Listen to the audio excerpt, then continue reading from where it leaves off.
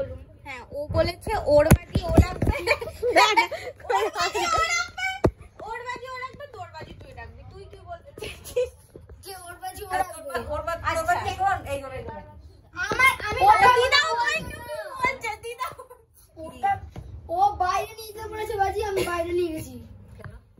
ফাটাবে বলে এখন ফাটাবে না, এখন আমাকে নিয়ে আসতে হবে। কেন ও নিয়ে আসবে এবার? হ্যাঁ আমি বাড়ি নিয়ে যেতে পারবো না, কারণ শিয়ালদা পুলিশ ধরেছে।